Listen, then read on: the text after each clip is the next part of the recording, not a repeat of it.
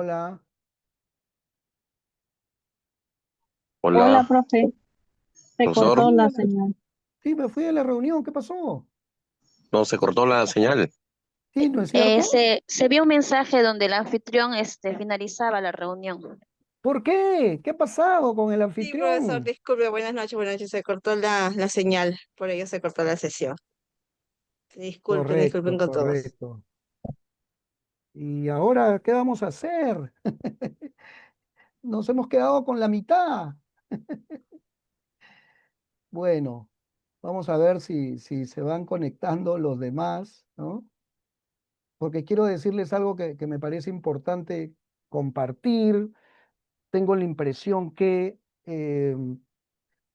esto es clave, ¿no? Y debemos tenerlo presente. No se escucha, me dicen, ya se escucha, ahora sí se escucha bien, ¿no es cierto? Ahí está, aquí estamos firmes, dice Sandra. Muy bien, ¿no? Se generó un conflicto tecnológico, ¿no? Muy bien, excelente. Gracias, Pedro Miguel. Vamos sumando para que de esa forma podamos continuar con esta explicación que iba a ser, digamos, la última de esta parte que es importante. ¿Qué quería yo decir?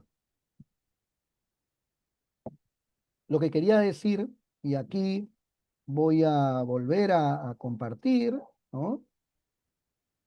Lo que quería yo decir es que en la práctica, en esa especie de, mm, de pugna, digamos, por lograr un rol de posicionamiento en la sociedad con respecto a la conflictividad al interior del Estado, la Defensoría logró tener una preeminencia y logró tener una fuerza importantísima, ¿no?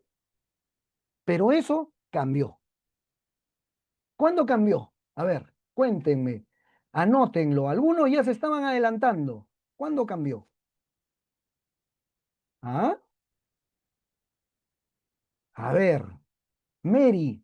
Mary me dice que ella trabaja en la Defensoría y me parece muy bien. Una pregunta, Mary. Hago una pregunta ahí que me parece sumamente importante. Yo soy un permanente usuario de la cuantificación que hace la Defensoría, ¿no? Y tengo, Mary, una pregunta. Eh, Cuando habían situaciones de conflictividad, la Defensoría publicaba un informe diario y nos decía eh, cuántas acciones de protesta se habían presentado, digamos, el día 7 de julio. Mi pregunta es, ¿por qué eso ya no se hace ahora? Y ahora se presenta un informe mensual, siendo que las acciones de protesta se están presentando ahora de manera permanente. Ajá. Mary tiene razón. Los informes ahora son anuales y son mensuales. Y antes no solo eran semanales, Michelle, a veces eran diarios. Y eso para quienes hacemos análisis es muy importante, porque uno puede hacer un gráfico que demuestre si la conflictividad está creciendo o se está reduciendo. Y bueno, Mary nos cuenta que esto se debe a nuevos lineamientos y nuevos protocolos, y por supuesto me queda claro que es así. Hay nuevos lineamientos y hay nuevos protocolos. Pero quiero decir con absoluta sinceridad, como alguien que está pendiente del análisis de la conflictividad en el país, que sería muy importante que contando con ese apoyo clave que la Defensoría tiene en muchas partes, en muchos territorios, en muchos departamentos y en muchas provincias, vuelvan a esos informes diarios, ¿no? Se han presentado desde hace algunos días, desde la semana anterior, innumerables acciones de protesta y bloqueos de parte de mineros informales, ¿no es cierto? Y en varias partes, ¿no? En Chala, en Nazca, en varias partes del país, bloqueos, como dice Rocío, ¿no? Y Ahora solamente contamos con la información de Sutran. Sutran nos informa de los bloqueos que hay en el país. Ayer hubo 7 y hoy hubo 7. Y podemos hacer un mapita. Y antes, yo trabajo, como ustedes saben, haciendo análisis de la conflictividad también, podíamos hacer ese mapa por día con la información de Defensoría. Hoy no lo podemos hacer. Entonces, sería súper importante y ojalá que Mary lleve esta invocación, que vuelvan a proporcionarnos esos instrumentos que nos van a ayudar a comprender mejor aquello que está pasando. Porque son claves, ¿ah? Son claves. La medición de la conflictividad de manera diaria es fundamental. ¿Y por qué recomiendo esto? Porque puede ocurrir que otras entidades terminen llenando ese vacío. Y aquí les adelanto, ¿quiénes? La sociedad civil. Hace poco, la Universidad Católica ha lanzado un observatorio de conflictos y muchos estamos recurriendo a el observatorio de conflictos de Católica antes de la información que nos proporciona la Defensoría. Entonces, están perdiendo de alguna manera esa centralidad, ese posicionamiento, esa fuerza, y sería importante que hagan el esfuerzo por recuperarlo, ¿no? Entonces, pongo ahí mi sugerencia, ¿no? Mary señala que ha cambiado el organigrama, sí, pues, eso es lo que se ve desde fuera, ¿no? Hay personas, ¿no? que son distintas, ¿no? Sí, pues, sabemos que han cambiado digamos, responsabilidades, pero bueno, no vamos aquí a expresar opiniones más allá de lo que como profesionales nos corresponde, ¿sí? Por lo menos yo lo puedo hacer con Mary como una invocación, ¿no? Y ahora Mary tiene ahí unos mensajes que ustedes pueden leer y tomarlos en cuenta, pero ojalá que la Defensoría recupere el brío que tenía y que le va a permitir seguir siendo lo que fue en algún momento, ¿no? Y aquí les he traído un trabajo colaborativo, ¿no? Donde ustedes, como siempre, se van a lucir, ¿no? Y me van a ayudar a plantear la tipología que corresponda, ¿ya? A ver, voy a retroceder, ¿ya? Miren aquí la tipología rápidamente, ¿no? La de la Defensoría, ¿ah? Ahí está, clarísima. Hemos hablado bastante de este tema y del conflicto que existe de la controversia, digamos, no ha llegado a ser un conflicto, de la controversia que existiría en cuanto a tipología entre defensoría, y aquí está la otra tipificación, la de PCM, ¿no? Que la he explicado con bastante extensión y que me interesaría tomen en cuenta también. Y ahora lo que vamos a hacer es que ustedes me ayuden a la tipología de estos conflictos. ¿Ok? Y vamos a ir mirándolos. Aquí les he traído 10, ¿no? Conflictos del hace algunos años y conflictos actuales, muy actuales, que de repente ustedes conocen más que yo. He visto ahí que alguno hablaba de bloqueos en Chumbivilcas, por ejemplo, ¿no? Entonces, ¿qué es lo que quiero acá? Que me ayuden con la tipificación, ¿correcto? ¿Y qué les parece si comenzamos del final? Comenzamos del año 2009, ¿ok? El conflicto en Magua, ¿no? Que todos recordamos y que trajo como consecuencia enfrentamientos durísimos en una zona conocida como la Curva del Diablo, con fallecidos, eh, integrantes de la Policía Nacional y de la población indígena de la zona, ¿no?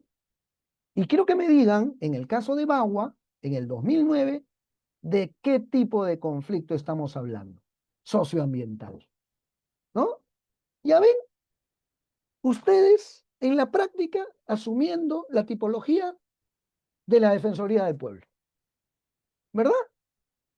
Porque no me han dicho conflicto minero, que es la tipología de PCM. Me han dicho conflicto socioambiental. ¿A qué creen que se debe eso? A lo que les expliqué hace unos minutos, ¿no?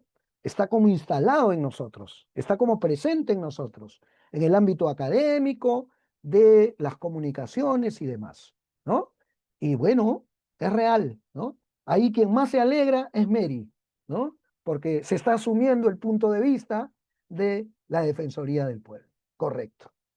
Y vamos a otro conflicto, un conflicto cuyos, digamos, promotores, ¿no? De alguna manera, todavía tienen algún tipo de presencia, aunque ya no pública, ¿no? Estoy hablando del gobernador regional de Cajamarca, ¿no? Eh, que si hacemos un mapeo, que es sumamente importante, ojo, ya lo vamos a ver cuando analicemos el diálogo, ¿no? Fundamental cuando analizo un conflicto establecer el mapeo de actores, ¿no? Identificarlos, caracterizarlos, definir su naturaleza, etcétera, etcétera. Entonces decía uno de los actores de este conflicto que ocurrió en el gobierno de quién ocurrió este conflicto. A ver, cuéntenme el conflicto por Conga. A ver, ¿qué me dicen? ¿En el gobierno de quién fue? ¿Mm? En el gobierno de Ollanta Humala. Muy bien, ¿no? Y un conflicto largo, ¿no? Muy tenso y muy intenso también, ¿no? Con secuelas y consecuencias incluso en Lima, ¿no? Hubo hasta acciones de solidaridad en Lima.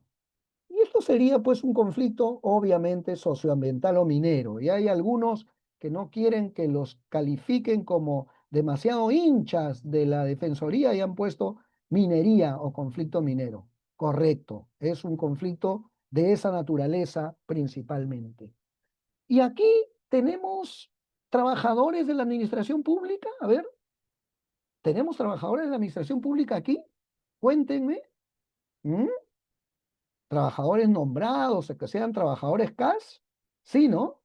Luisa, por ejemplo, muy bien, Luisa, bienvenida y felicitaciones por capacitarte, ¿no?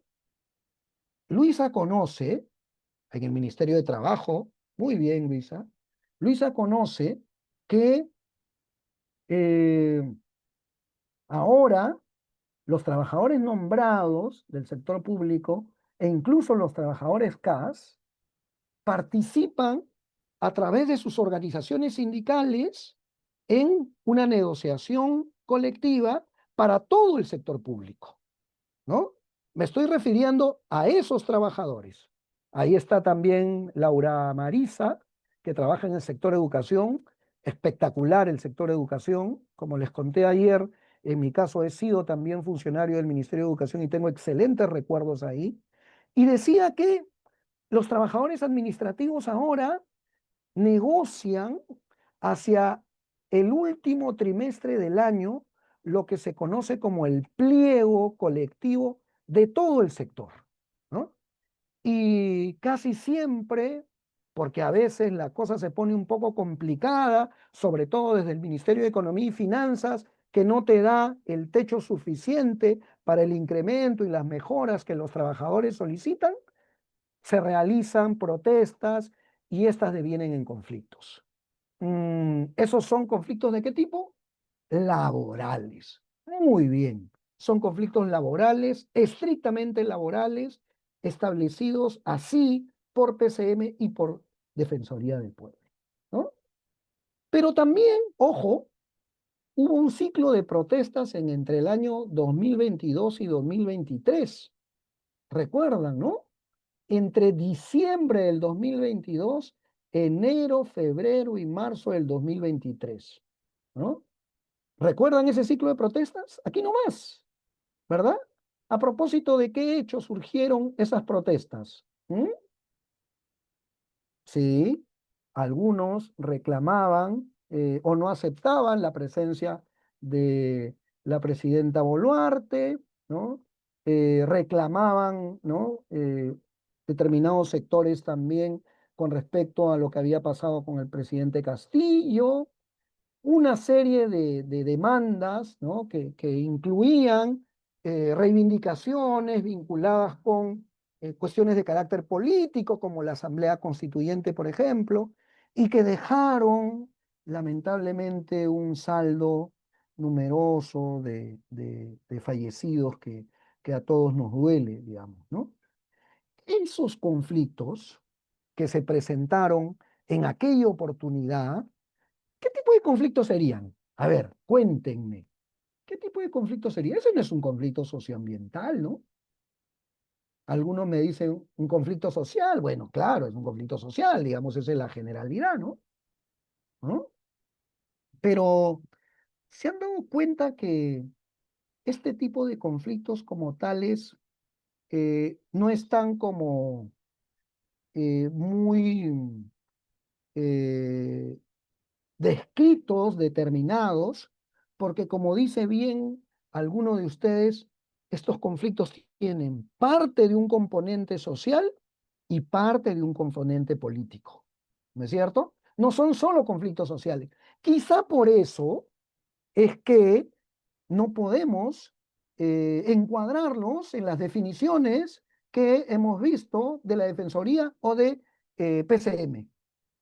Tiene sus particularidades, ¿no? Y bueno, para seguir avanzando, hemos tenido también conflictos en otros lados, ¿no?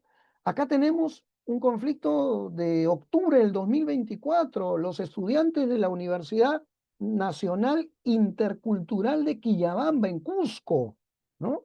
¿Qué hicieron los chicos? Fueron, tomaron la universidad y reclamaban que SUNEDU resuelva los problemas que tenían pendientes. No recuerdo bien si eran sobre su institucionalización o algún tipo de evaluación que se estaba haciendo propio de la nueva normatividad que se tiene en la educación superior universitaria. ¿Esos conflictos qué conflictos son? Ajá, identificados como otros asuntos, ¿no es cierto? En el caso de la Defensoría del Pueblo, ¿verdad? Así se podrían considerar, ¿no? Y creo que están bien tipificados de esa manera. Y los problemas que hubo a propósito del déficit hídrico en Piura, ahora nomás, en noviembre, ¿no? Ahora que las juntas de usuarios de riego hicieron varias protestas en noviembre del 2024 a propósito de la carencia que tenían para el uso del agua. ¿Esos qué son? Conflictos hídricos, correcto, bien claro en la definición que tiene principalmente la PCM, ¿no? Y las protestas APEC, ¿se acuerdan que hubo protestas APEC el año pasado también? ¿Se acuerdan? ¿No? Hubo pequeños plantones, ¿no? No existían, digamos, grandes movilizaciones, pero sí algunas exigencias, algunas demandas, ¿no? ¿Cómo podríamos calificar a las protestas APEC? Cuéntenme. A ver, ¿qué me dirían? ¿No? Esquina de aviación con Canadá, cierto. Ahí mismo se hacían varios plantones y en otras partes del país también, ¿no? Esos también pueden ser calificados como sociopolíticos, ¿no es cierto?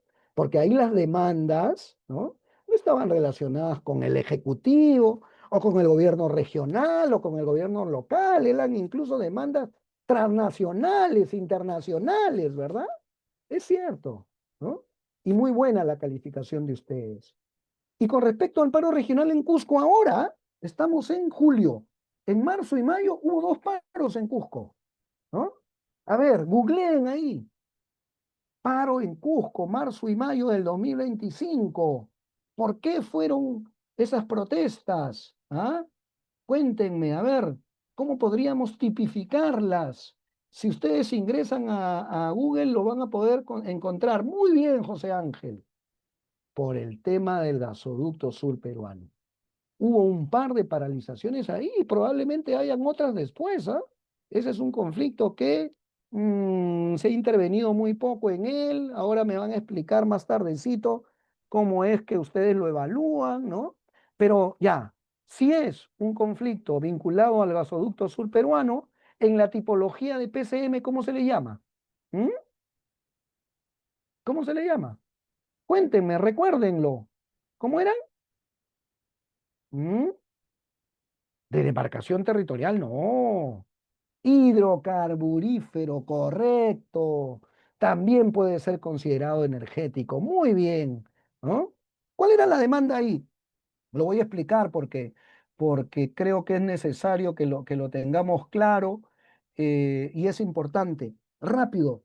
eh, Ustedes saben que eh, los lugares en los cuales desde los cuales se extrae el gas, ¿no? Están ubicados en la selva del Cusco, específicamente en la provincia de la Convención, ¿no es cierto? El distrito de Megantoni y otras zonas, ¿verdad? Y pueden creer ustedes que en Megantoni y en Cusco, en algunos lugares, el gas es más caro que en Lima. Sí, es más caro que en Lima, ¿no? ¿Y qué pasó? Que se propuso que para que eso no ocurra, se construyera un gasoducto para el sur del país, ¿no? Muy bien, ahí está Camisea, correcto. Pero eso no se hizo. Y no se hace hasta la fecha. Y esa es una demanda que tiene la población de ese sector del país que siempre está presente. Ahora con más fuerza, ¿no? Y es un reclamo que ha generado estas reacciones. ¿Por qué?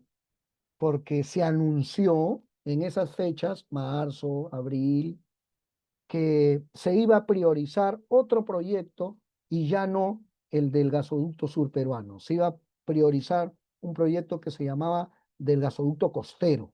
Y entonces los cusqueños, principalmente los puneños, dijeron no, aquí tienen que cumplir con el gasoducto surperuano, que bueno, tiene un problema, pues como ustedes saben, ¿no? A ver, ¿quién me cuenta? ¿Qué problema tiene eh, el esfuerzo que se hizo, ¿no? Por avanzar con el gasoducto sur peruano, ¿no? ¿Por qué se paralizó la obra que se estaba haciendo? Vamos, ahí necesito profesionales como ustedes, digamos, actualizados, informados. ¿Qué no ha permitido que el gasoducto sur peruano culmine su construcción oportunamente y se satisfaga esta expectativa de la población? Correcto, Margot, corrupción, ¿no? ¿Cuál era la empresa que estaba encargada de trabajar los temas de los ductos para contribuir en la construcción del gasoducto surperuano? ¿Mm? ¿Se acuerdan cuál era la empresa? Una de las empresas vinculadas a la corrupción, Odebrecht, ¿no? Bueno, ustedes se dan una vuelta por esas partes del país y van a encontrar que hay kilómetros de ductos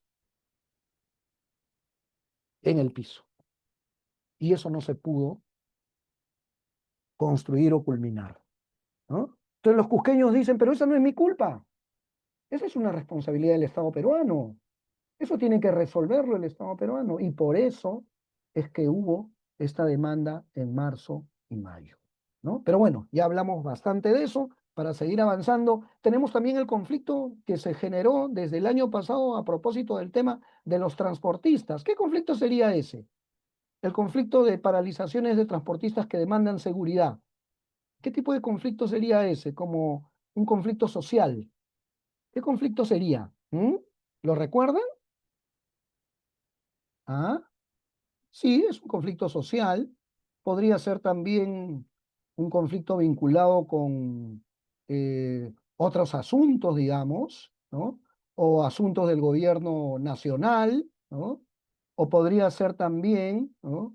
Eh, un conflicto que no podríamos, digamos, enmarcar en ninguna de estas calificaciones. Aquí podría primar la calificación de la Defensoría del Pueblo, ¿no es cierto? Eh, ¿Por qué? Porque a veces este tipo de tipificación recoge lo que pasa en la realidad. Y hace algunos años la inseguridad no era un problema del país, por lo menos no con tanta intensidad como lo tenemos hoy. Y ese tipo de conflictos no estaban muy presentes. Entonces vamos a tener que incorporarlos en la tipificación. Y eso es algo que también quiero que ustedes recojan. La teoría no es otra cosa que la sistematización de la práctica. Lo que hace la teoría es sistematizar la práctica.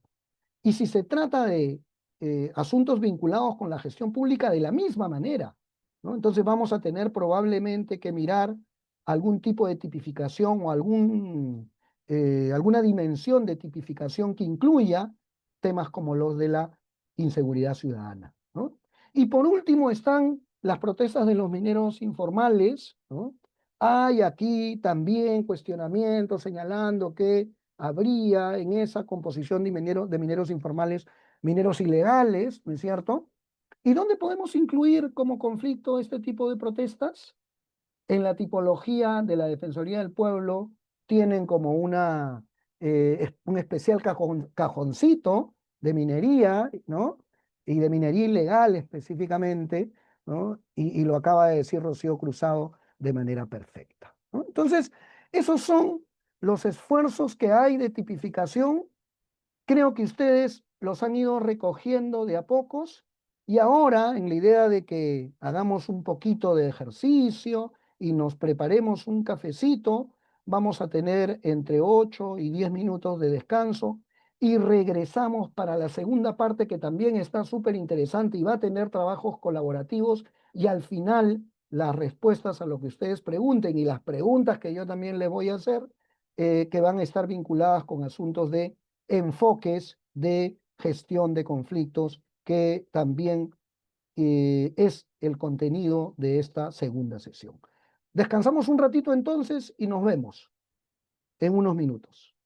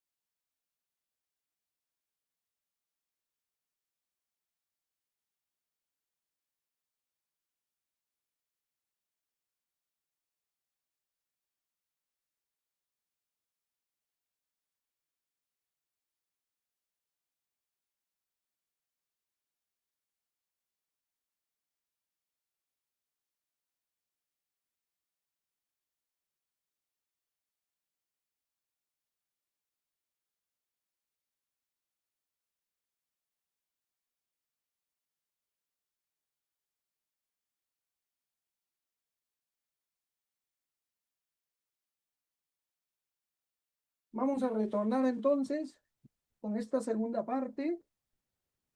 Estoy hablando y creo que no me han escuchado. Decía que vamos a retornar con esta segunda parte y,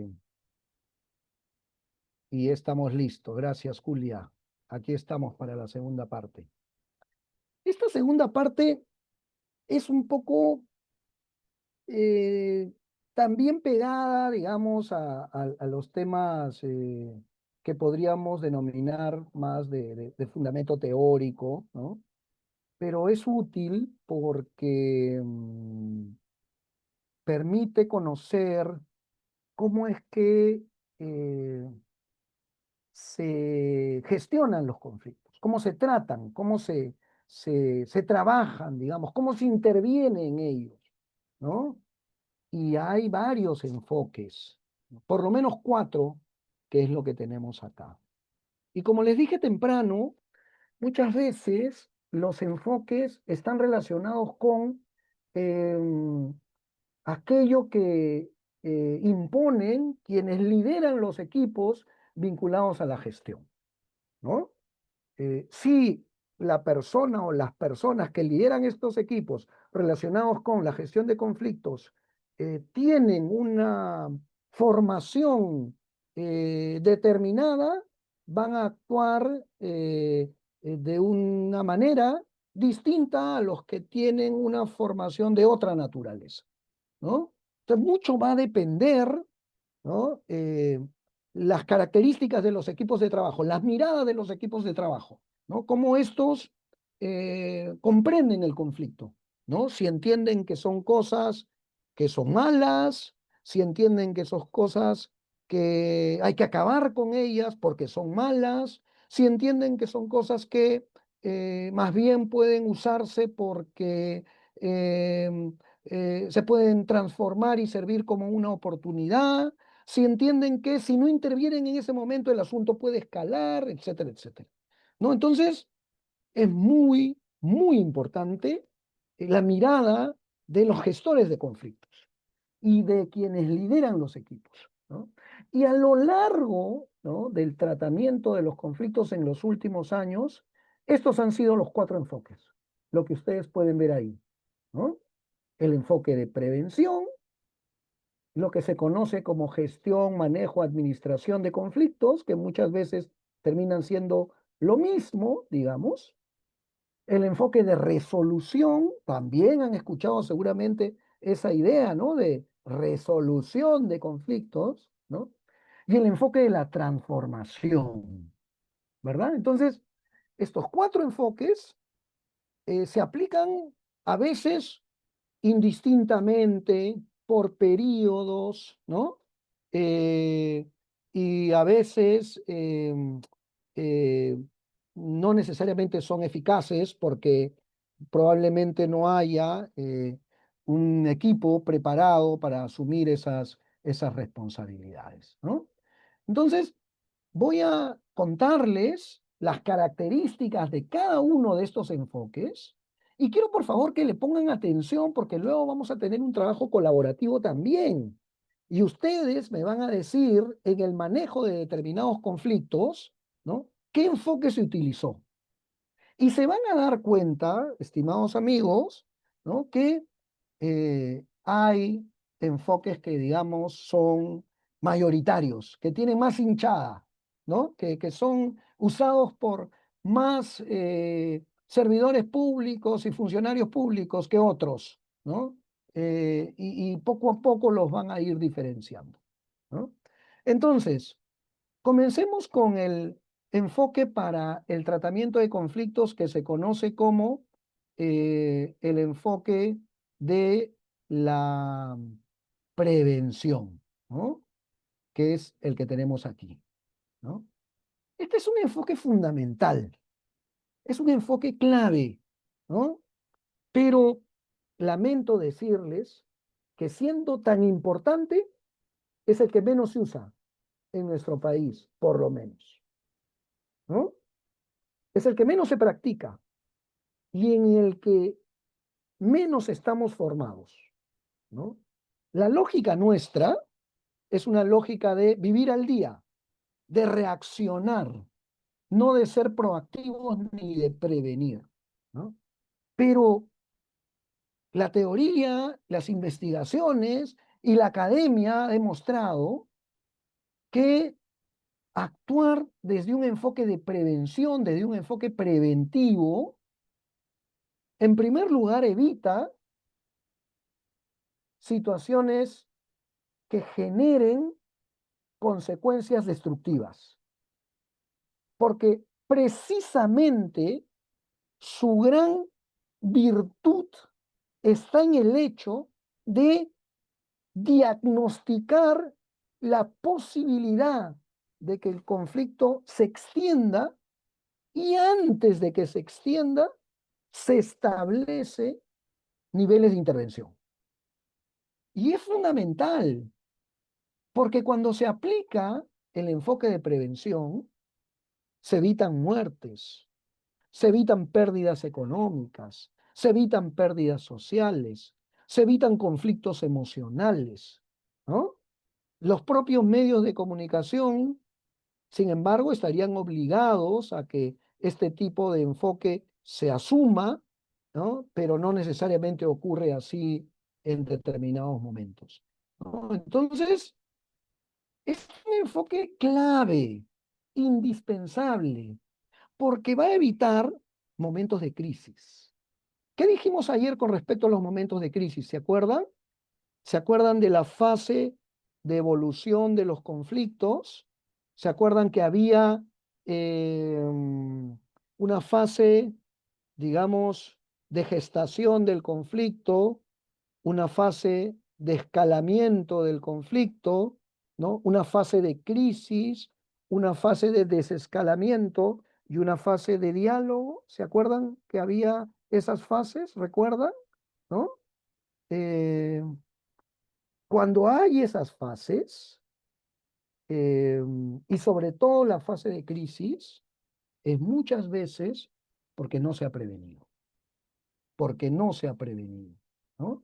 Y creo que si se trata de manejar correctamente los conflictos y evitar estas situaciones críticas, hay que actuar preventivamente. Ganamos muchísimo, reitero, en vidas humanas, en costos sociales, como dice Alicia, ¿no?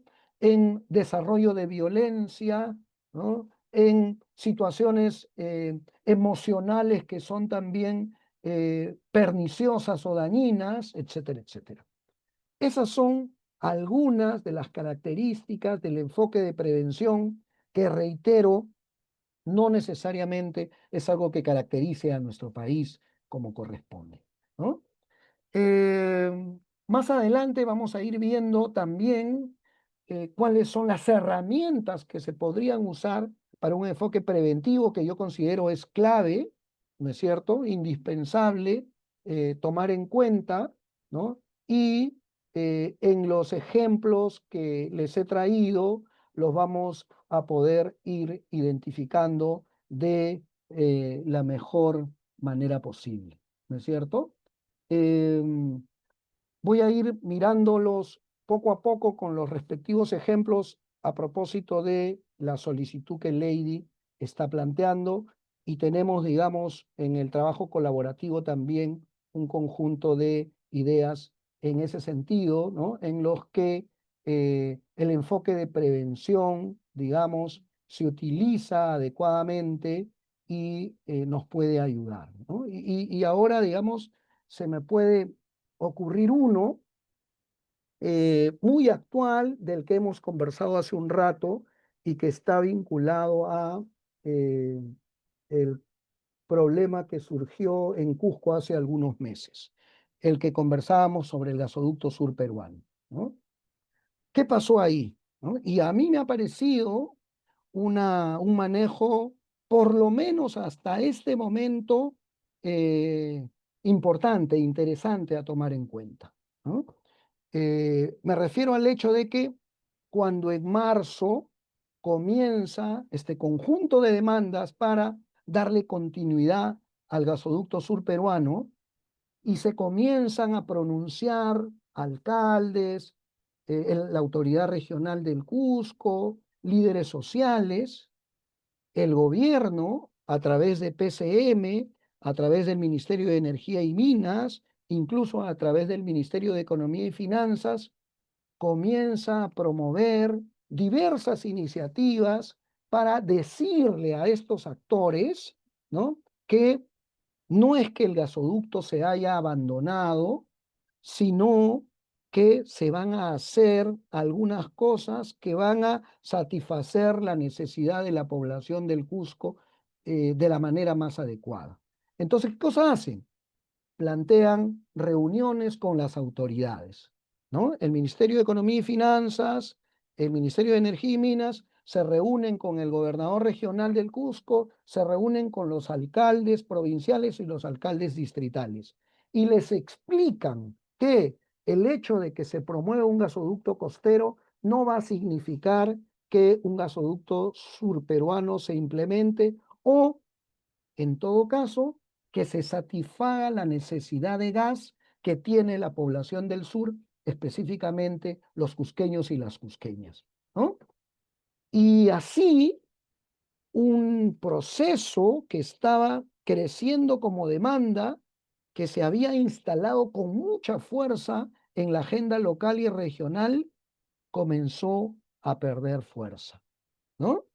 Y se convirtió en dos paralizaciones que no fueron, digamos, situaciones de extremada violencia, ¿no? Ustedes probablemente hayan tenido información de ellas hoy que nos hemos reunido, ¿no?, o de manera muy parcial en el momento en el que se realizaron, pero no escalaron, no se convirtieron en situaciones en las cuales se afectaba la propiedad pública o se generaba inestabilidad, se promovía acciones de violencia o situaciones de esa naturaleza, ¿no? Entonces, ese que era una situación que podía crecer más, yo diría que a la fecha se ha contenido, ¿no? Y se ha contenido con una participación de varios sectores, porque no solamente participó el Ministerio de Energía y Minas, participó también el Ministerio de Economía y Finanzas, ¿no? ¿Cómo? Diciéndole a estas autoridades y a esos grupos sociales que si no había manera de conseguir recursos a través del Estado para que se satisfaga la necesidad de gas para el sur, se podía hacer a través de otros mecanismos conocidos como obras por impuestos. Y le señaló que determinadas construcciones, como plantas de gas, por ejemplo, que se están reclamando en zonas como la Convención, se pudieran construir a través de obras por impuestos, ¿no? Entonces, así fue, ¿no?, como ese que era un proceso que podía haber crecido y pudo haber convocado a mayor cantidad de regiones, Cusco, Puno, por ejemplo, no logró hacerlo. En Puno hubo también una paralización, ¿no?, pero no tuvo mayor impacto, porque lo que se hizo, lo que se propuso fue encapsular el conflicto y evitar que escale con estas dinámicas de prevención que surgieron y tuvieron su efecto.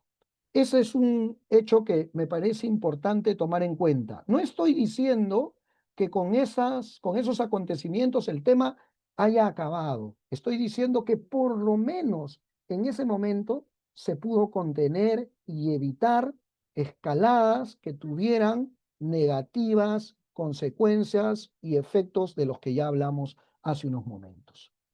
Existe también el enfoque de la gestión, manejo o administración de los conflictos. Y esta es, para ser honestos, ¿no?, una mirada bien común, ¿no? Bastante, correcto, la planta de gas de Quepacheato, Berta. Bastante común en la administración pública, ¿no? En los que, o en las que el manejo es en ese momento, no como en la prevención que se actúa con anticipación sino que se espera que la situación se produzca y en ese momento se actúa. Cuando ya las papas comenzaron a quemar, ¿no? Entonces, eh, se plantean normas legales, se afianzan determinadas políticas, ¿no?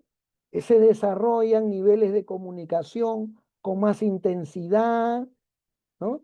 Y casi siempre está centrado en quienes promueven la conflictividad, ¿no?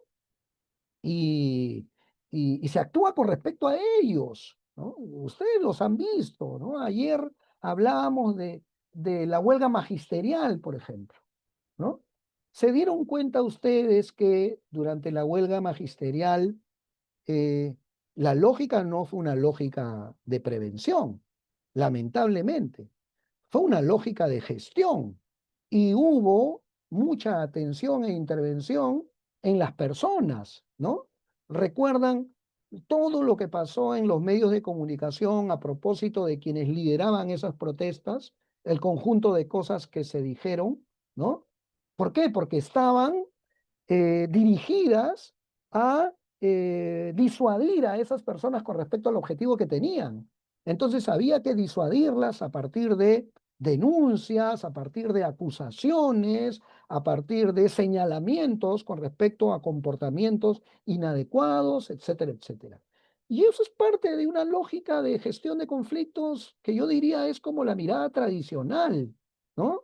Que no ataca la fuente del conflicto, ¿no? Que solamente quiere evitar que el conflicto se extienda, pero no va a su origen, a su dificultad, a lo que lo promueve. Y eso hace, ¿no es cierto?, que muchas veces esto se desborde, ¿no? Y los problemas se extiendan, ¿no? Yo creo, por ejemplo, que a propósito de la huelga magisterial, la lógica fue una lógica de gestión, ¿no? Y fue una lógica de gestión porque el tema ya se venía.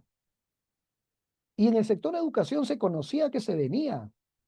Y se anunciaba y se planteaba a otros sectores del Ejecutivo que había de alguna manera que atenderlo. Pero las respuestas fueron insuficientes. Y la integración entre sectores fue casi nula. Por eso es que la práctica obligó a que este conflicto se tratara solo desde la perspectiva de la gestión, no desde la perspectiva de la prevención, ¿no? Se planteó solo un nivel de acción sobre la base de aquello que ya se había presentado, que ya se había extendido, que ya había crecido y que ya estaba a punto de convertirse en un hecho que comenzó de manera regional y daba un salto y se convertía en un hecho de naturaleza nacional. Ahí la lógica fue una lógica de gestión. Y a veces no puede ser esa la perspectiva, la mirada, la visión que siempre caracterice a los servidores, a los funcionarios públicos. La otra mirada que hay es la que tiene que ver con el enfoque de resolución del conflicto, ¿no? Ustedes también deben haber escuchado eso, ¿no? Pero les voy a pedir, por favor, que no usen esa tipificación o esa perspectiva, ¿no? Eh, Porque muchas veces la lógica de la resolución es la de poner fin al conflicto, ¿no? Creyendo, y esta es parte de una discusión que hemos tenido ayer también, que los conflictos pueden tener, digamos, un final, ¿no? Y muchas veces, con la idea de ponerle fin al conflicto, se echa mano de acciones violentas, ¿no es cierto? Muchos creen en este enfoque que como el conflicto afecta la estabilidad, hay que ponerle término. Y se pone término a partir de acciones violentas, ¿no? Y ustedes me dirán, luego de todo lo que hemos conversado, ¿no es cierto? ¿Cuál puede ser ese conflicto en el cual la lógica fue una lógica de resolución, ¿no? Eh, lo vimos hace un rato en los ejemplos que estábamos considerando, ¿no? Eh, ¿Qué me pueden decir ustedes con respecto a conflictos en los que la lógica fue una lógica de resolución, ¿no? En los que la idea era más bien que esto acabe de una vez, ¿no? E intervengamos para que lleguemos al final y no siga creciendo, ¿no? Eh, sí, pues, las protestas que hubo en 2022, 2023, en muchos casos, en otros casos, como vimos hace un rato, Bagua, por ejemplo, ¿no es cierto? En otros casos, como vimos también, Conga, por ejemplo, ¿no? La lógica era, esto ya se desbordó, ¿no? Eh, pero tenemos que acabar utilizando diversas maneras de intervención. Ese es otro enfoque que existe, ¿no? Y que está presente de alguna manera en el sector público y también en el sector privado.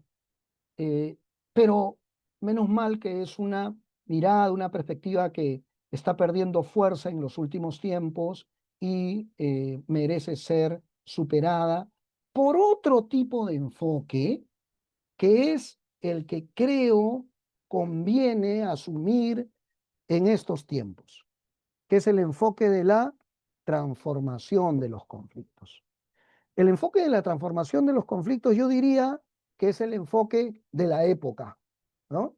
Es el enfoque que parte de la idea de que el conflicto no necesariamente es una cosa negativa, sino que tiene partes positivas y que hay que actuar con respecto a él eh, desde la base, considerando los temas personales, los temas culturales, los temas relacionales, los temas sociales.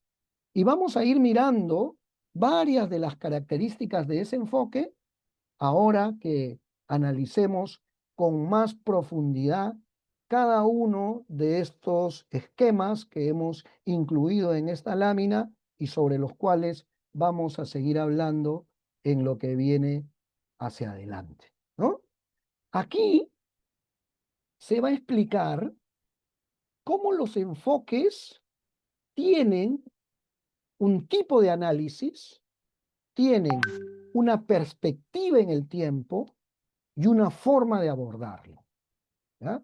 Y quiero, por favor, que estén sumamente atentos porque luego vamos a tener un trabajo colaborativo en el cual ustedes me van a explicar estos enfoques y estas formas de acción.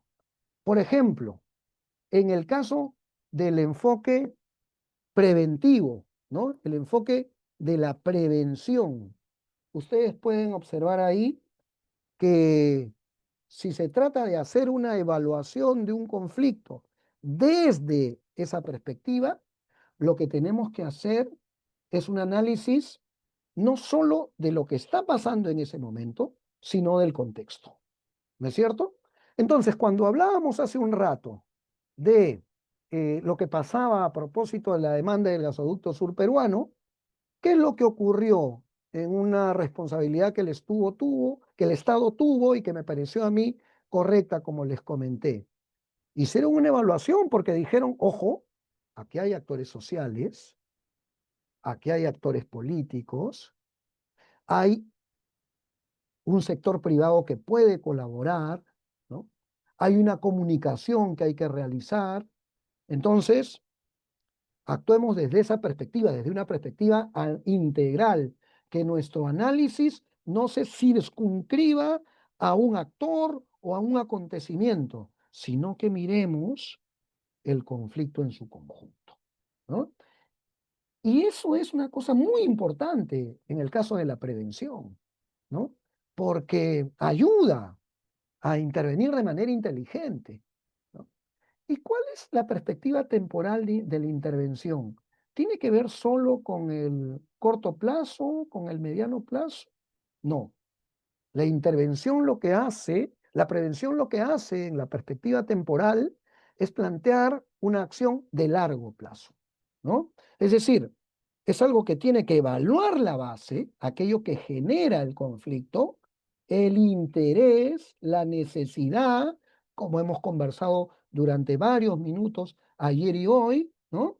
Pero también darle una continuidad. Por ejemplo, si el gobierno no le da continuidad a aquello que anunció el primer ministro anterior con este nuevo primer ministro a propósito del tema del gasoducto sur peruano, eso positivo que se logró en la prevención no se va a poder conseguir o mantener. Y ese conflicto va a escalar, va a escalar. Y eso es un asunto que no puede ocurrir.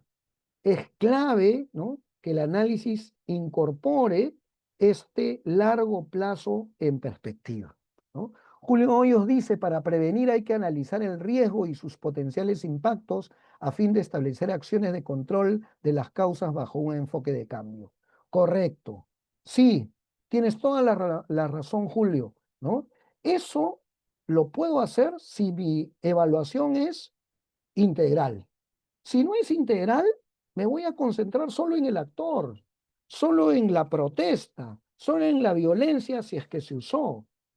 La lógica preventiva no considera solo ese tiempo, ese horizonte temporal. ¿Y cómo se actúa? ¿A través de qué herramientas? El diálogo, en el caso que vimos, se aplicó, ¿no es cierto? La incidencia de políticas públicas, claro, si hay algo que no está haciéndose correctamente desde el Estado, se puede promover alternativas para que eso se atienda de manera distinta. Los procedimientos administrativos para atender problemas, en este caso lo vimos, ¿no? Promover obras por impuestos, por ejemplo, para atender algo que no podía ser atendido por el Estado porque el presupuesto para este año ya estaba aprobado, era una salida de carácter administrativo y económico inteligente, ¿verdad? Entonces, ese enfoque preventivo tiene ese análisis como amplitud, tiene esa perspectiva temporal y tiene también una forma de abordaje, ¿no?, que incluye varias de las acciones que ahí están inscritas, ¿no? Y bueno, no es el único enfoque, por supuesto, ¿no? Y aquí Antonio dice, el gobierno no está manejando el conflicto que se está desarrollando ahora en el sur con los mineros llamados informales. Tengo la misma impresión, estimado Antonio. Es más, en el trabajo colaborativo les he puesto el caso de los mineros informales que lamentablemente no está solo en el sur, se está presentando también en otras partes del norte del país. Vamos a ver qué cosa pasa. No sé cómo ha terminado la reunión de la Comisión de Energía y Minas que puso en discusión la ley MAPE, que está pretendiendo, digamos, encontrar, entre comillas, una salida a la conflictividad presentada, pero bueno, vamos a ir mirando ese caso también poco a poco en el trabajo colaborativo que vamos a desarrollar en unos minutos, ¿no? Y también está, como dijimos, la estrategia de intervención desde el lado de la gestión, la administración de los conflictos. Y lo conversamos hace un rato, ¿no es cierto? ¿Cuál es el enfoque que tiene de tiempo para el análisis un enfoque de gestión? ¿Se acuerdan? Fue rechazada la ley MAPE. Ay, ay, ay. Vamos a ver qué pasa en los siguientes días. Muy complicado se va a poner el asunto. Pero bueno, volviendo al tema de la gestión, ya lo dijimos, ¿no? El análisis es un análisis de coyuntura. ¿Cómo logro intervenir en el momento en el cual el conflicto ya se extendió, ya se desarrolló, ya se hizo presente, ya se visibilizó? No hay una evaluación integral de contexto, no hay una evaluación que tome en cuenta los antecedentes y mucho menos el mediano y el largo plazo. Y ese es un problema, ¿no? Y ese es un problema. ¿no? Acá hay una pregunta de Albertina que voy a responder en un ratito. La perspectiva temporal entonces es una perspectiva de corto plazo, ¿no? ¿Cómo hago para que situaciones de conflictividad se reduzcan, ¿no? ¿Y ahí qué uso? Claro, la fuerza coercitiva, ¿no? La acción política, ¿no? Ya hablamos de la huelga magisterial, ¿no? La incidencia en los medios de comunicación, otra vez la huelga magisterial, ¿no? Mecanismos legales, ¿se acuerdan que durante la huelga magisterial se plantearon una serie de mecanismos legales para los que no asistían al colegio a dictar porque se unían a la huelga? ¿No? A ver, ¿cuáles eran esos mecanismos? Hágame recordar si se trata de mecanismos legales para limitar las acciones de conflictividad, ¿ah? Durante la huelga magisterial. ¿Se acuerdan cuáles eran? Ya los tengo muy callados, ¿no? Sí, sí, eran mecanismos coercitivos, sí, pero descuentos. Muy bien, Edwin. Tiene el recuerdo ahí con respecto a ese conflicto. Y también el diálogo facilitado a través de una negociación. ¿Ustedes recuerdan, Edwin, a ver, tú que has hablado de los descuentos en la huelga magisterial, quiénes fueron los facilitadores cuando se generó el enfrentamiento entre el Ejecutivo, el sector educación y los directivos del magisterio de este sector del sindicato que lideraba el señor Pedro Castillo? ¿Quiénes actuaron como mediadores? A ver, recuerden, hubo ahí un grupo de personas que estaba en la idea de acercar posiciones, ¿no? ¿Recuerdan? Yo tengo ese recuerdo presente porque en esos momentos me tocaba, digamos, laborar en ese sector. No era el responsable ya de la oficina de diálogo, fui responsable hasta hace un tiempo, me refiero a ese año, en ese momento ya eran otros los responsables. Y claro, dice muy bien Raúl Palomino, parlamentarios, ¿no? Eh, de uno y otro grupo que se convirtieron en mediadores, ¿no? ¿Ayudaron? ¿No ayudaron? Bueno, esa es otra lectura. Lo que quiero es que ustedes vean que cuando se aplica la lógica de la gestión, se cumplen con todos esos requisitos de una u otra manera, ¿no? Pero en el caso de los conflictos que se intentan, digamos, tratar desde la perspectiva de la resolución, ¿no? Como les comenté, la lectura también es una lectura bastante estrecha, ¿no? Muchas veces de coyuntura, ¿no? Y el análisis que se hace es un análisis básicamente de aquello que está, digamos, en disputa en ese momento, ¿no? Y se aplican las herramientas que aparecen a la derecha, ¿no? Los famosos mecanismos alternativos de resolución de conflictos, ¿no? Que incluyen un conjunto de herramientas, ¿no? Vinculadas a espacios de diálogo y otros mecanismos que se usan en circunstancias de esa naturaleza, ¿no? Pero aquel con el cual, como les mencioné, creo yo, existe, ¿no? Una mayor posibilidad, ¿no? De atender de mejor manera la conflictividad, es todo aquello que tiene que ver, ¿no? Con eh, la lógica de la transformación, ¿no? La lógica de la transformación nos permite eh, mirar el conflicto de una manera distinta, ¿no? Y hace que mi análisis, como en el caso de la prevención, sea un análisis integral, ¿no? Eso es aquello en lo que se parece la lógica transformativa con la lógica preventiva, ¿no? El análisis es integral. Se mira, digamos, el problema desde una perspectiva sistémica, no solo desde una perspectiva de las manifestaciones del conflicto que están vinculadas con la violencia, las raíces, los actores, los intereses, las tendencias, etc. Y también, como en el caso de la prevención, el análisis es de corto, mediano y largo plazo. Yo diría que en el enfoque transformativo, lo más importante está en el largo plazo, en el interés que hay en buscar que las relaciones cambien. Es decir, que aquello que fue lo que caracterizó la diferencia entre los actores al momento en el que comenzó el conflicto, al momento de salir, cambie, ¿no? Y vamos a ver algunos ejemplos de eso hacia adelante. ¿Y qué se usa?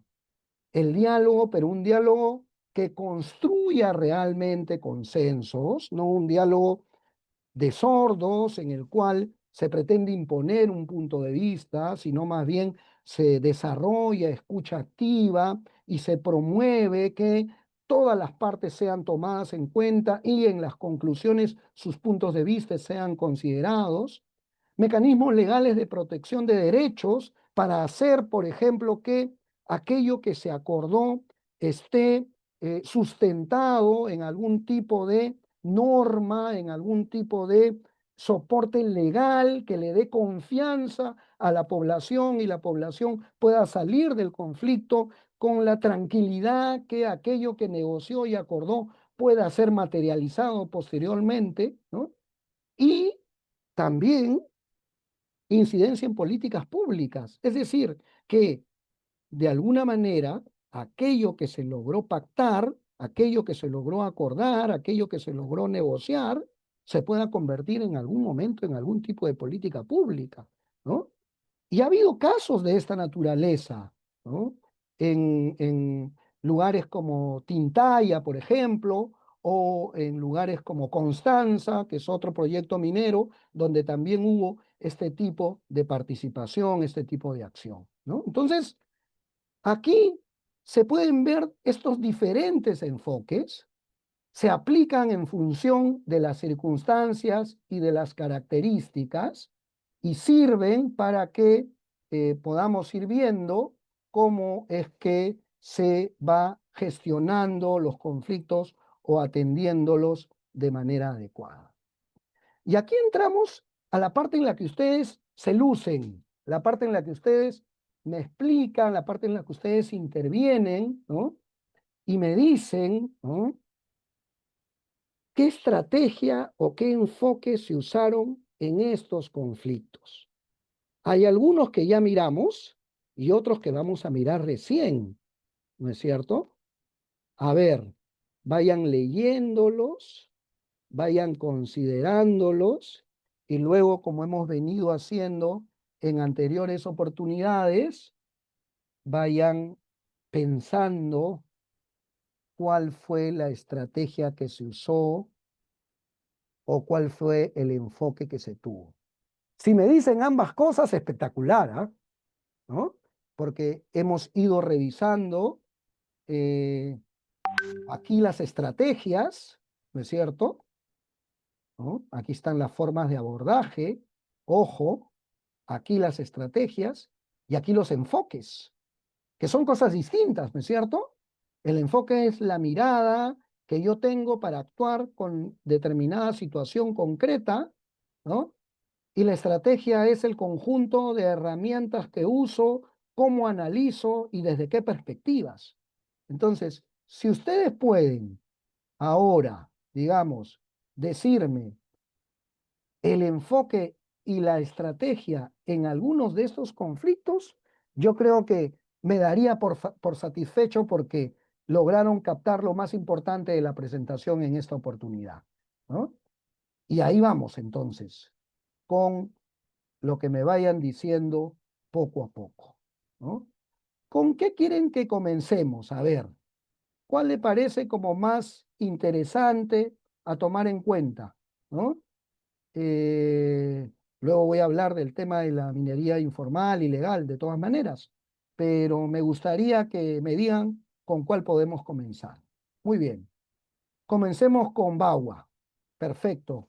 ¿Quién fue quien lo propuso? Creo que fue Julia. Muy bien. Comencemos con Bagua. A ver, ¿qué enfoque hubo ahí? Cuéntenme.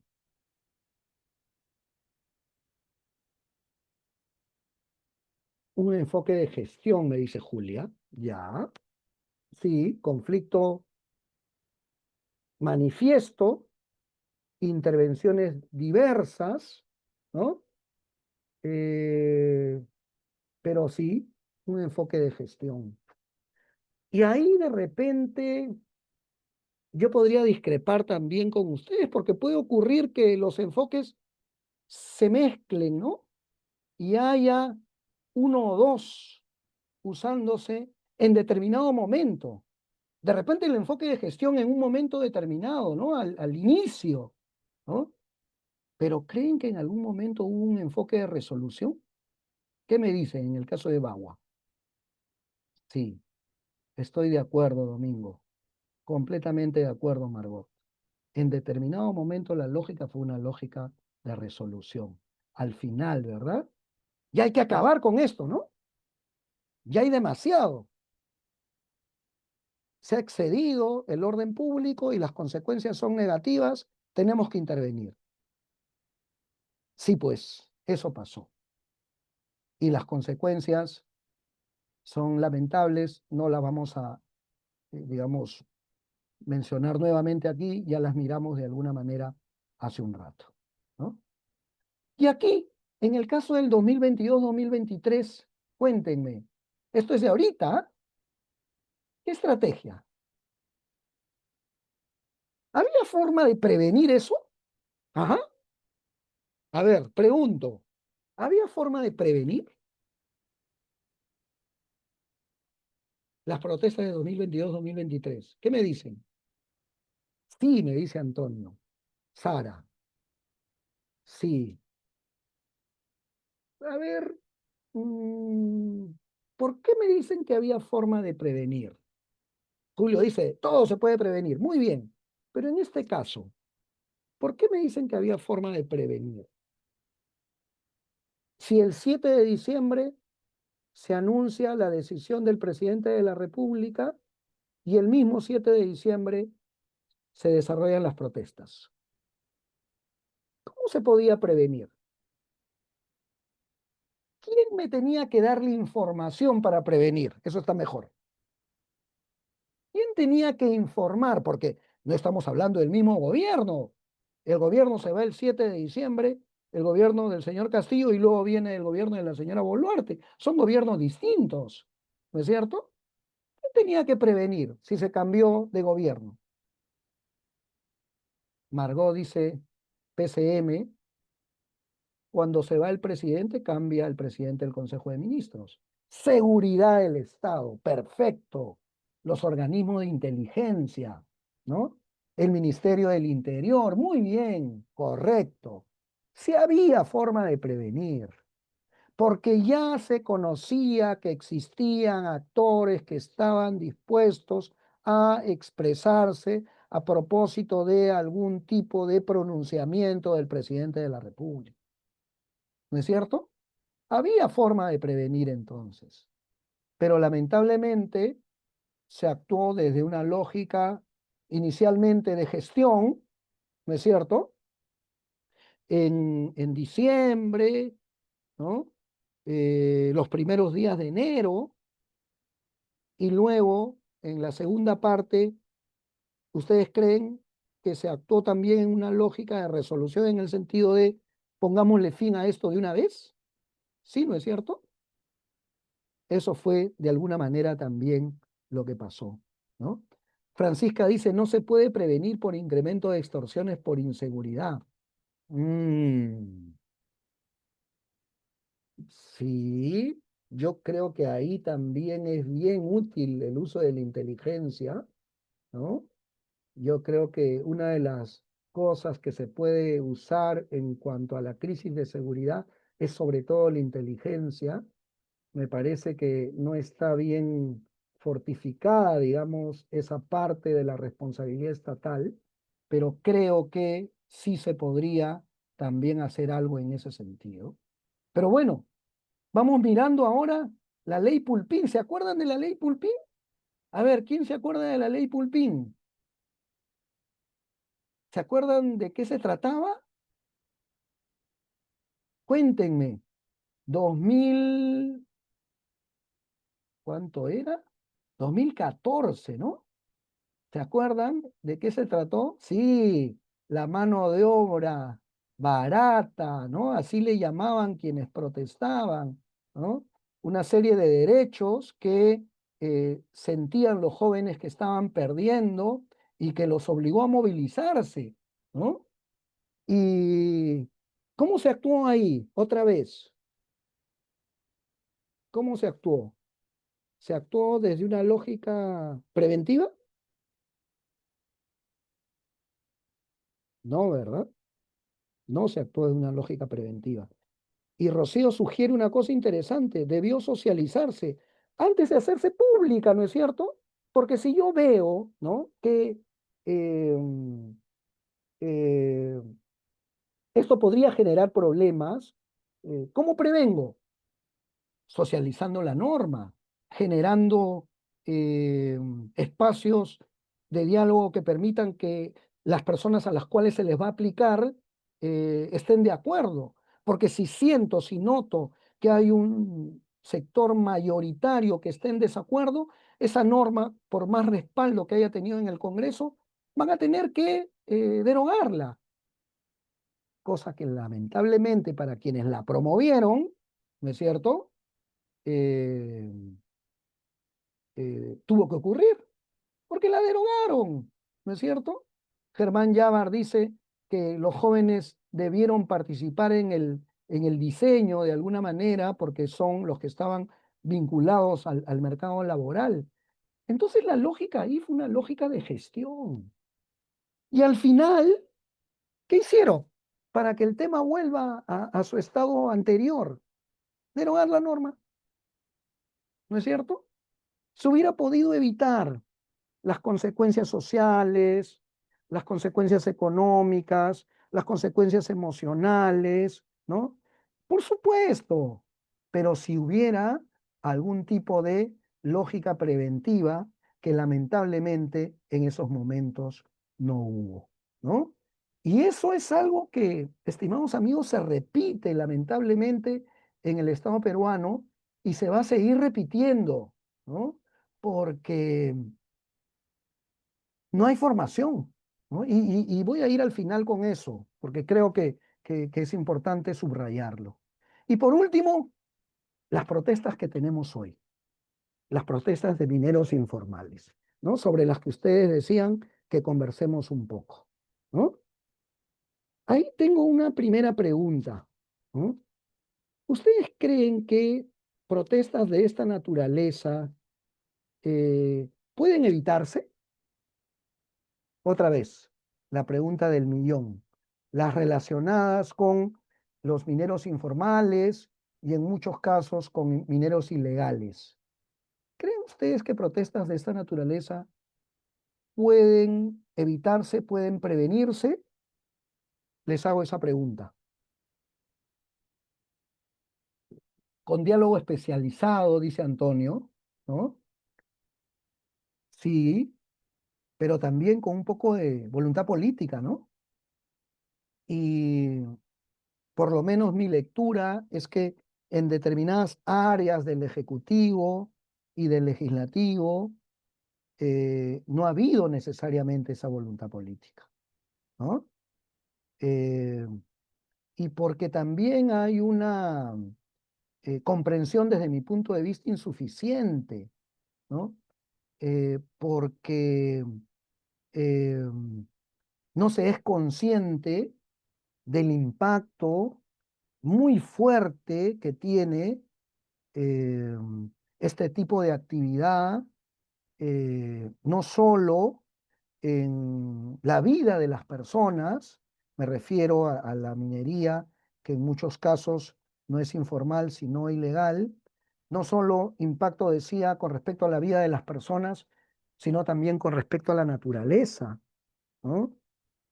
Hasta hace algunos años, eh, había esta idea de que la minería formal era contaminadora per se, ¿no? Es decir, en sí misma, ¿no?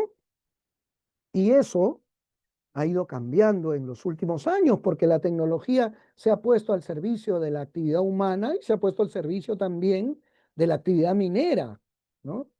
Y ahora eh, hay un conjunto de herramientas que permiten que esta minería formal, ¿no?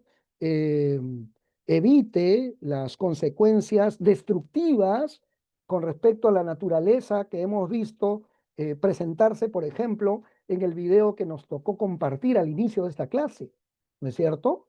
Entonces, eh, ahí eh, hay una razón que hace que el análisis sea un análisis un poquito más profundo, ¿no es cierto? Porque cuando se desarrolla actividad minera informal y en muchos casos, sobre todo cuando se desarrolla actividad minera ilegal, no se tiene eh, consideración de una serie de obligaciones de carácter legal que implican que se use determinadas circunstancias que eviten eh, mayor contaminación. Y la consecuencia de esto es que los territorios, ¿no? Vean ustedes lo que pasa en Madre de Dios, vean ustedes lo que pasa en Puno, ¿no? Queden prácticamente destruidos, ¿no? Eh, y esto es algo que tiene que acabar. Y por otro lado, ese tipo de práctica trae consigo también, alguien lo dijo por acá, eh, el incremento de la criminalidad, ¿no?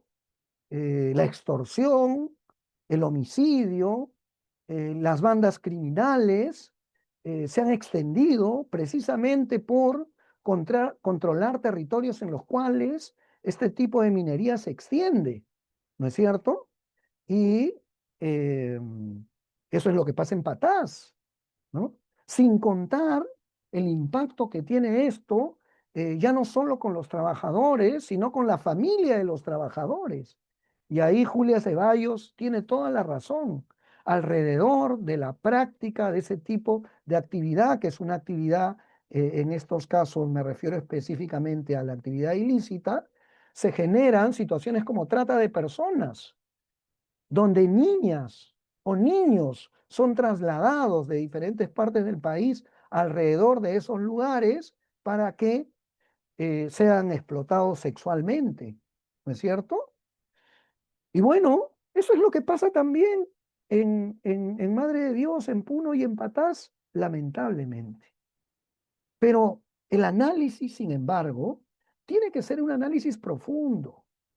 Porque la lógica tampoco tiene que ser una lógica de aniquilamiento, ¿no? Porque ¿qué ha ocurrido? Que por la inacción del Estado, por la ausencia del Estado y por cierta complicidad, como han dicho ustedes, de determinados niveles estatales, esta práctica ha seguido creciendo y ha involucrado a importantes sectores de la sociedad que le han otorgado legitimidad. En muchas partes del país, muchísimas familias se dedican a esta actividad y así resuelven su problema económico, ¿no? Y eso hace que sea difícil actuar, ¿no? Y la pobreza encuentre en este tipo de actividad ilícita alguna forma de satisfacción o atención, ¿no? Entonces, es necesario para intervenir en este tipo de conflictividad, desde mi punto de vista, una lógica preventiva que vea las causas a fondo y que plantee salidas de mediano, corto y largo plazo, que es algo que no se está haciendo en estos momentos. Por un lado, una determinación del Ejecutivo con respecto al reinfo, ¿no? En el sentido de que no tenga vigencia sino hasta diciembre de este año, ¿no? Cosa que es rarísima, ¿no es cierto? Porque ya hasta diciembre de este año, y en diciembre de este año, ¿acaso no va a haber presión para que se extienda un tiempo más? Por supuesto. Además, vamos a estar en periodo electoral, ¿no es cierto? Ya se buscará una manera de que se extienda un tiempo más. O salidas como las del Congreso, ¿no? Que plantean medidas, digamos, legales que no son remedios, sino más bien mayor combustible para situaciones de conflictividad que se podrían incrementar, ¿no? Entonces, creo que es importante que hagamos esa lectura y aquí ha dicho algo Albertina que quiero leer, que me parece también interesante, pero tenemos que tener en cuenta que aquellos actores que tratan de darle solución a este tema son extorsionados, es verdad, de diferentes formas, y ceden o abandonan las negociaciones para dar solución. Es cierto, toda la razón, Albertina. Soy testigo de que en algunas partes del país determinados funcionarios eh, extorsionados, chantajeados por este tipo de práctica ilegal, por temor, terminan renunciando y no avanzan, ¿no? Y a eso me refiero yo cuando hablo de la voluntad política. Tiene que haber voluntad política, porque quienes están en la responsabilidad gubernamental fueron elegidos para eso. No fueron elegidos para gestionar un país que era un lecho de rosas, ¿no? Y los congresistas tampoco.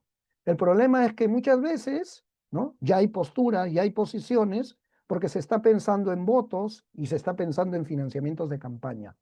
Y eso no le permite una lógica preventiva al problema. Sin embargo, ¿qué va a ocurrir?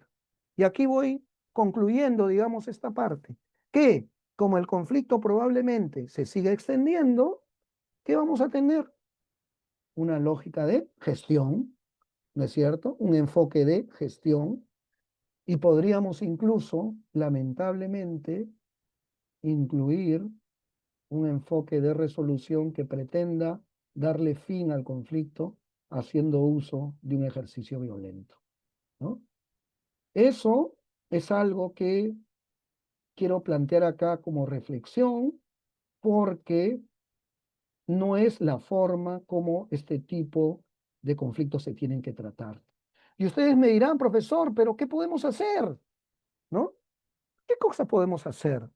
Sobre todo aquellos que están vinculados al sector público o que en el sector privado tienen que ver con la conflictividad. Hacer lo que ustedes están haciendo ahora, capacitarse, formarse, conocer, investigar, estudiar, tener las herramientas, los instrumentos que les permitan actuar de la mejor manera posible, poniendo siempre por encima el interés público, ¿no? Y no necesariamente, ¿no? El beneficio que muchas veces termina induciendo para actuar en lógicas que son destructivas y que afectan la estabilidad o el orden, ¿no? Yo sí creo que hay que hacer eso. Y creo también que en instancias como servir, por ejemplo, estos cursos deberían extenderse y deberían ser parte obligatoria de la formación de los funcionarios y de los servidores. Los servidores públicos no deberían ingresar a tratar temas vinculados con sectores sociales si no tienen formación en asuntos relacionados con conflictividad, ¿no? Porque en sus manos se pueden estar no solo la calidad de la vida de las personas, sino la vida misma, como ocurre cuando se atiende conflictos, ¿no? Eso es lo que les quería comentar y ya vamos a ir culminando. Tengo como ayer una evaluación, ¿no? Pero la evaluación la vamos a proponer en los últimos 10 minutos. En los minutos que nos quedan, voy a responder, ¿no? La mentoría que seguramente ustedes han ido planteando como preguntas, ¿no? No sé si las tenemos ya por acá planteadas en el Excel. A ver, voy a ver si me las enviaron y de esa forma tratar de responder, ¿no? No la veo por acá. Pregunto a la administración si tenemos las preguntas de mentoría que me mencionaron, se iban a sugerir. Parece que no. Si no es así, ¿no? Estoy buscándolas. Vamos a ver. Me hubiera gustado tener un poco de interrogantes adicionales para seguir conversando en esta parte. Lo que vamos a hacer entonces, ¿no? No la veo por aquí. A ver, dice el chat del WhatsApp. A ver. No, no está. No está por aquí. Pero bueno, les voy a proponer ahora, aquí en el eh, chat de la reunión, el link para que ustedes me ayuden a responder estas consultas, que como las hicieron ayer, son recontra sencillas, ¿no? Y pueden hacerlas, yo creo que en unos minutos breves, ¿no? No es nada extenso y nada que les vaya a quitar demasiado tiempo, ¿no? Permítanme plantearles el, el link para que a partir de él puedan ustedes resolver eh, las preguntas y cerrar con eso ya esta reunión en la cual hemos tratado todo lo relacionado con enfoques y todo lo relacionado con estrategias con relación a la conflictividad. Antes que se vayan, además tienen que registrar su asistencia. Mientras van registrando su asistencia, van también resolviendo estas preguntas que les acabo de colocar mientras yo voy revisando. Creo que ya me enviaron las preguntas, así que voy revisándolas y ustedes van también respondiendo a lo que les acabo de enviar. ¿Sí? Vamos, amigos.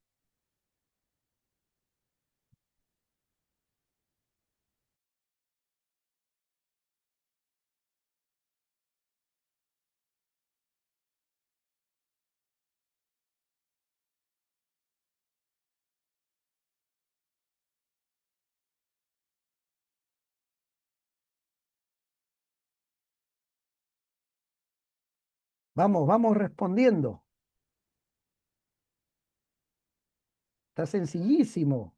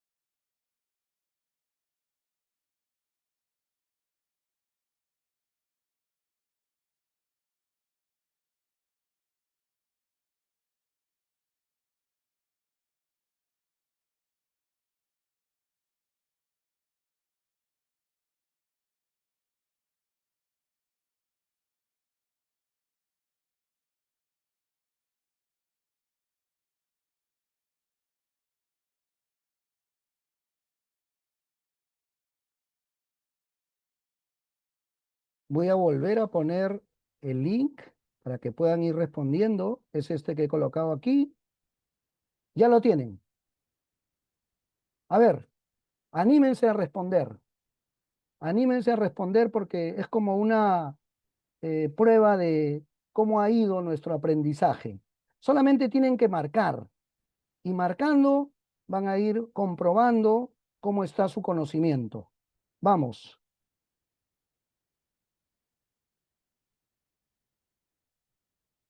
Tengo todavía pocas respuestas.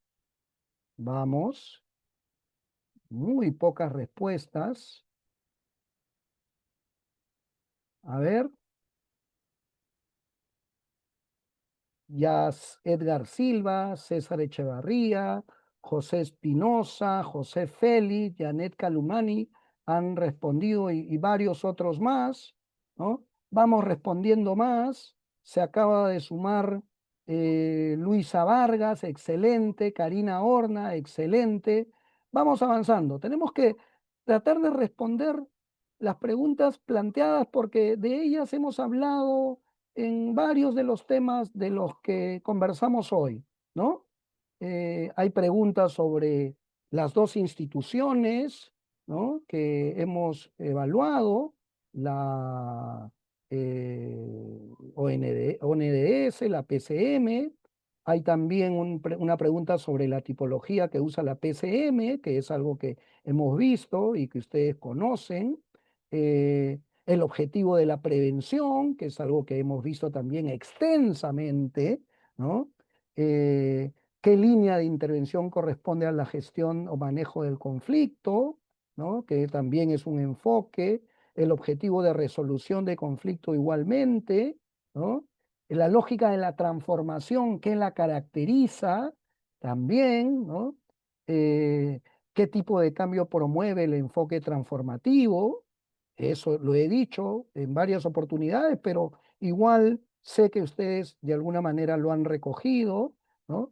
Ya tenemos alrededor de un 15 o 20% de respuestas, pero todavía es insuficiente, todavía nos queda tiempo. Vamos, por favor, respondiendo. Ustedes han estado en la clase y han estado interviniendo, así que va a ser sencillo lo que tengan que colocar, ¿no? Vamos. Seguimos avanzando. Kit me dice dónde están las preguntas. La voy a volver a poner aquí. Aquí te le he puesto Kit debajo de tu mensaje. Ahí está el link. Entra ahí al link y vas a poder ingresar. Qué raro, Lili, ¿por qué no puedes ingresar? De repente es por el celular, de repente, ¿ah? Pero ayer no hubo ningún problema. Hubo ingresos de celular y de computadora. Tratemos de hacerlo, por favor, Lili, para que puedas tener una validación de cómo te ha ido en este análisis, ¿sí? Ah, debe ser por eso, Lili. Ok, este, sí, correcto, entiendo, entiendo. Muy bien, vamos avanzando entonces. A ver, voy a ver cómo les va. Seguimos creciendo en respuestas. Ya estamos en el 30%, pero todavía sigue siendo insuficiente. Yo creo que sería clave que respondamos la mayor cantidad de personas posibles, ¿no? Me gustaría resolver las preguntas ahora, pero si no veo motivación, si no veo em, respuestas numerosas, no me voy a ver, digamos, con las ganas de resolver ahora. Voy a tener que hacerlo mañana, ¿no? Como lo hicimos hoy en la mañana, o perdón, al inicio de la reunión, cuando resolvimos las preguntas del día anterior. De todas maneras van a tener ustedes las respuestas, pero ingresen, ingresen, ¿no? Ingresen, porque de esa forma, Lili, si estás en la laptop, entra a este link que he vuelto a poner acá, ¿sí? Ingresa a ese link si estás en la laptop y vas a poder marcar. Y vamos a seguir avanzando. Vamos. ¿Cómo estamos? Ya estamos en más del 40%. Excelente. Muchísimas gracias por su participación, ¿no? Estaba buscando las preguntas de mentoría que me señalaron, me iban a enviar, pero no las veo por acá, ¿no? Bueno, sin embargo, he tratado de ir respondiendo a las preguntas que ustedes me han planteado por el chat y creo que eso ha sido bastante positivo, ¿no? ¿Cómo vamos con las respuestas? A ver, a ver, ¿qué dice? Eh, ya estamos a ver, ajá, ya estamos poco más del, casi el 50%, sí, un poquito menos, pero insuficiente. No les voy a dar las respuestas ahora si es que no llegan por lo menos al 80%. Me parece de verdad que pueden llegar. Todavía quedan unos minutos, ¿no? Vamos avanzando.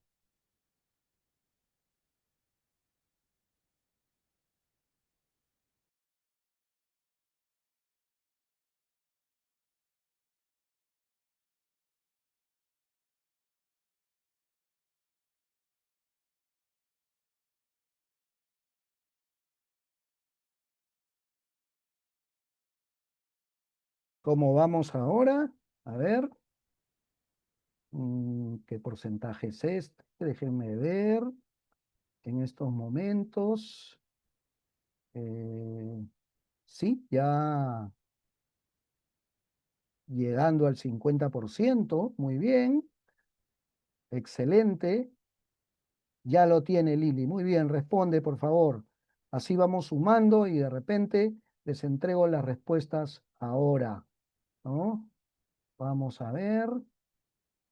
Eh, Excelente, seguimos avanzando. Muy bien, creo que hay como un envión final, ¿no? Una remontada, ¿no? Ya hay una cantidad numerosa de respuestas y eso de verdad que motiva a traerles la clase de mañana, una clase que sea la mejor, la más adecuada, ¿no? Este, el enlace, a ver, este es el enlace que les enviaron al WhatsApp, a ver. Ah, correcto, ¿no? Ok. Pero me iban a enviar a mí las preguntas, ¿no? Eh, no sé, seguramente ha habido algún tema que ya eh, me explicarán posteriormente. ¿Qué dice Lady? Gracias, ya lo resolví. Estaba un poco temerosa, parece. Me gustaría poder resolver las respuestas. Claro que las voy a resolver, Lady. Por supuesto que sí, ¿no? Ustedes no se van a ir de este curso sin tener sus respuestas, ¿no? De todas maneras las van a tener. Ahora, si llegamos al número correspondiente hoy, las respondo hoy.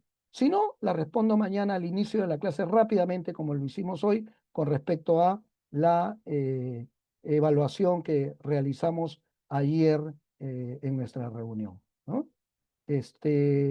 Vamos viendo entonces cómo vamos a ver. Ajá, estamos, a ver, déjenme ver, de acuerdo al porcentaje que hay aquí. eh, mm, sí, ya estamos llegando al 65%. Muy bien, excelente. Eh, Sí, una retroalimentación, muy bien, ¿no? A ver qué me pasó aquí, Carlos. ¿Qué me pasó aquí, Carlos? Sí, es cierto. Yo tenía entendido que esas eran las, el formulario que les pasaron a ustedes con la finalidad de que yo pueda encontrar las preguntas y a partir de ellas darle las respuestas, ¿no? Eh, a ver, me dicen que me han enviado esto. Las respuestas acá están. Recién las veo. Listo. Muy bien. A ver, tenemos unos minutitos que vamos a aprovechar, por favor. Termino informándoles lo siguiente. ¿Cuántos han respondido? casi el 80%. Muchísimas gracias, excelente, ¿no? Excelente, les agradezco un montón de verdad su compromiso. Muchísimas gracias. Lo que voy a hacer ahorita es tratar de responder algunas de las preguntas que ustedes me han planteado, ¿no? A través de la mentoría. Y lo voy a hacer rápido porque necesitamos ganar tiempo. No me lo enviaron, pero ya lo tengo en la mano y vamos a ir respondiendo algunas de las preguntas que ustedes han hecho. ¿Sí? No se vayan, por favor, porque aquí hay unas preguntas que son de utilidad, ¿no? Vamos a escoger algunas de ellas, no vamos a poder responder todas seguramente, y ya vamos a tener algunas respuestas posteriormente, ¿no? A ver, dice, primera pregunta, ¿qué se puede hacer cuando una de las partes no quiere dialogar y solo quiere que se atiendan sus reclamos? A ver, esta es una típica pregunta de situaciones en las cuales el conflicto está en un proceso de escalamiento. Cuando hay escalamiento, cuando hay crisis, es muy difícil intervenir. Entonces, ¿qué cosa hay que hacer en primer lugar? Desescalar, ¿no? Yo no voy a poder juntarme con un actor que está enardecido, que está enojado, que está irritado y que ha realizado actos de violencia para plantearle que nos sentemos a dialogar porque su emoción, su estado de ánimo no lo va a permitir, ¿no? Entonces, ¿qué tengo que hacer? Desarrollar iniciativas que permitan desescalar el conflicto, ¿correcto? Entonces, eso es lo primero que debo hacer, ¿no? Respuesta que espero sirva para quienes hayan planteado ese interrogante. ¿Va a haber más diplomados como este? No lo sé, sinceramente, eso es una decisión seguramente de la administración. ¿Los enfoques están entrelazados o su aplicación es solo particular? Muy buena pregunta. Lo planteé también en la reunión, ¿no? Puede ocurrir que en determinado desarrollo del conflicto uno puede aplicar en algún momento un enfoque y después otro, ¿no? Es decir, pueden concurrir enfoques en determinados conflictos, ¿no? A ver, aquí hay alguna otra pregunta que es un poco más técnica, ¿no? Por aquí también alguna que parece ser de importancia, bueno, todas son importantes, ¿no? A ver, aquí hay una pregunta que me llama mucho la atención, dice, ¿cómo abordar los conflictos que surgen entre la municipalidad y los vendedores ambulantes, siendo que el alcalde los desaloja sin darles una alternativa? Primera cuestión, hay que tenerlos empadronados. O sea, necesito una gerencia de desarrollo, de fiscalización en primer lugar, que funcione correctamente, ¿no es cierto? Pero también una gerencia de desarrollo empresarial que funcione correctamente. Entonces, ¿qué tengo que hacer en primer lugar? Tenerlos empadronados. ¿Qué debo hacer en segundo lugar? Educarlos, capacitarlos, contribuir con su formación, ¿no? Tratar de que vean que pueden formalizarse, ¿no es cierto? O pueden ubicarse en un lugar distinto, actuando, vendiendo de una manera también distinta. Entonces, yo no creo que la lógica sea solo en el caso de una municipalidad, digamos, de carácter represivo, es decir, que actúe solo desde el serenazgo. No, también hay que hacer que funcione bien la gerencia de fiscalización y que funcione bien la gerencia de desarrollo empresarial. Todas estas deben tener un entrelazamiento y van a ver ustedes que que las cosas podrían cambiar en adelante, ¿no? ¿Cuál es la mejor manera de enfrentar un conflicto en la actualidad? Ya lo dije y con eso termino. Creo que el enfoque más adecuado es el enfoque preventivo, pero que cuando el conflicto se presenta, lo que tengo que hacer es usar un enfoque transformativo. Si un conflicto se presenta, lo que tengo que hacer yo es aprovechar su presencia para que cuando salgamos de él, las partes no salgan más confrontadas, sino en mejores condiciones y con mayor y más adecuado relacionamiento. Mañana, cuando comencemos la clase, además de darles las respuestas, déjenme ver finalmente cuántas fueron las que se respondieron y con esto vamos ya terminando, ¿sí? Un número bastante alto, muchísimas gracias de verdad, bastante alto. Mañana entonces les doy todas las respuestas y además vamos a continuar con mecanismos, herramientas que tienen que ver con cómo actuar con respecto a la conflictividad y luego pasar a lo más importante, el diálogo. Cómo se practica el diálogo y cómo se puede a través de él resolver o, dicho mejor, gestionar adecuadamente los conflictos. Muchísimas gracias a todos y no se pierdan mañana la reunión que trataremos de hacerla lo mejor posible, lo más atractiva y con la mayor posibilidad de aprendizaje. Que les vaya muy bien. Hasta mañana.